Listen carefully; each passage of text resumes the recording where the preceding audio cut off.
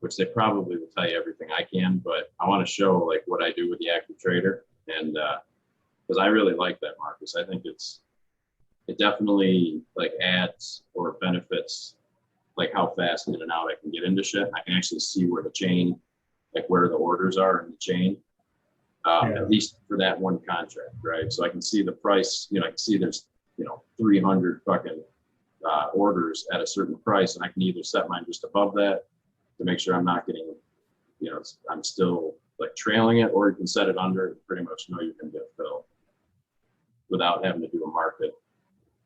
So are you using that, like, can you set, is it stop, are you using like stops doing that? Or are you actually actively like in and out? I use it when I'm actively in and out, but well, I say that though, dude, I can set, when you say set a stop, I mean, for contracts, I don't ever really set a stop, but I will put in, you can do conditions on that. And actually on desktop, you can do, like you can put a full OCO order in on it. I mean, I don't know if it'd be worth doing that on Active Trader, but what you could do, I mean, you can see where the movement is and where the volume has been. That's the other thing that it shows. It'll give you a volume graph, like a horizontal graph at that price level. So you can see where the big volume was. So yeah, you could easily set you could set a condition below that. And I've done that in the past, man, where like, I mean, I don't care what the contracts, if it gets below, say it gets below, $500, like I'll put in a limit order for like 490, right? Or 495 even, depending on what stock it is. I mean, depends on how big the spread is too, but and that normally is pretty much guaranteed to fill, because by the time it tags 500, dude, it immediately puts in an order $5 or $10 cheaper, and it's getting, it's going to get eaten up. The only thing that doesn't work well on is something like shop, but just because of how big the spread can be. Shop's hard to get filled, so yeah. It's shop. There's a couple that are like that though too. Where I've actually, the one video I did see, the guy added buy the ask and sell the bid. So if you were trying to like fill a position or get out of a position quickly, it's nice to have those buttons. Dude, and like hotkeys. Yeah, well, you can use hotkeys and definitely hotkeys. I don't do it enough. I haven't gotten comfortable with it enough to actually trust myself, but they do sell, dude, a hotkey like pad. It's actually something you can buy separately.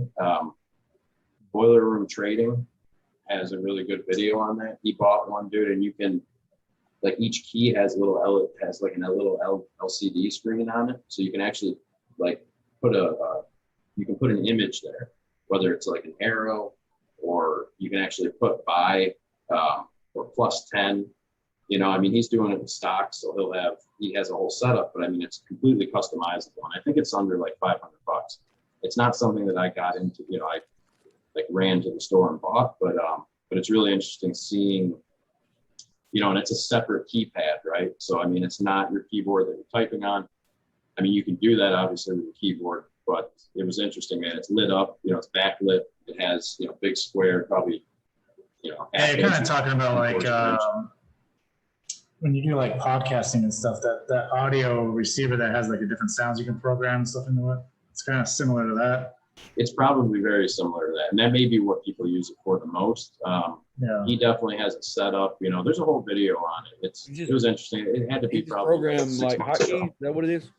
Yeah, but it's not just hotkey programmer. That is what it is. But it's but you can literally Just make like the keys. Yeah, well, it's a whole bunch of buttons, right? I don't know if it's like 12 or 16, but you can make them like, you can make one red with like an arrow in it, like a white arrow.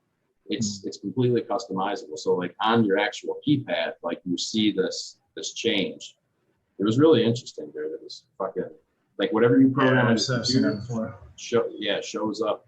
So if you're using it for podcasting, you could 100% put, a sound on it. You could put boom, right? And just have the boom, you hit that and it makes the boom sound. But it's customizable enough that it's, so I don't know. It was pretty interesting. That had to be like 6 months ago. So I'm not sure how to find that necessarily, but trying to move this out of the way. Let's see what I'm doing. Yeah, I've seen what All it right. was because I looked at it stuff before. So. Yeah, But it's, anyway. That would be for scalping. You need to move quick. Well, yeah, if you want to go in and out, like it makes it easier instead of smashing like multiple keys at one time. You essentially just program one button. So you just press one button, it does whatever you want it to do. You program it whatever you want it to do. It's definitely for, scalping or quicker entries, Yeah, it's definitely a scalping thing. Yeah, it is. I mean, as much as I'd love to get everybody on board with it, I don't think it's worthwhile. Let's look. I want to show. I do have a playlist, not posted. Damn it, dude. I wanted to show you guys. I'm gonna have to do this video tomorrow when the market's open. But the active trader, there's some really cool shit with the active trader because you can watch. I mean, it's only one contract, right? But pick your contracts. You can, and I mean, you can split. I have 4 windows open, all in one, right? So, I mean, I can show you. Well, the one I watched, yeah, you have what I have open now is I have the chain, and I also have I have like a separate chart, but I only load the contract in that chart, and then I can trade that active trader from there. Exactly. I mean, and listen, you can chart trade off desktop, so it's hard to. What's this? Which I don't typically do. Anytime I do take contracts, it's always been off I do everything off my phone, and I just look at my charts and stuff on my other two screens. I want to say, I don't think it's going to let me choose it, but you'll get a price level here and you can actually move it around, so you can click on it and drag it up. And yeah, like the old active. Yeah, that's why I used to, when I was first trading shares, I used to only trade that way. And I used to love that way. And so if I can do that with options, it's awesome.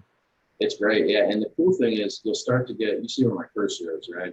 You'll get volume bars here, horizontal. So let's say, 117 is a big spot. You'll get a big blue line here.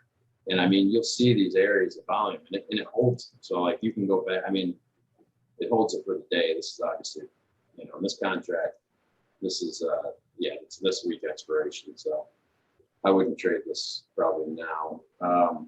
Although if we got a big enough dip, dude, I'll buy a bunch of different contracts. If they have high volume, I'll get one that's like 2 in the money, at the money, and like, 2 to 4 out of the money, like levels, right? Or price, strikes out of the money. And I just try to, I'll buy whatever, a handful of each, something that I can taper out of. But my biggest thing is that I try not to get, if I'm doing it with active trader, if I'm scalping it, I'm not doing it any more than 4 because you got to be able to watch it, right? But this, I mean, I can move this all around, and make it normal, whatever. And you can get the chart or you can just have the chain. But if you click auto send here, then I mean, as soon as I click on it, buy, sell, you got to do it in the green or the red. I mean, you're good to go.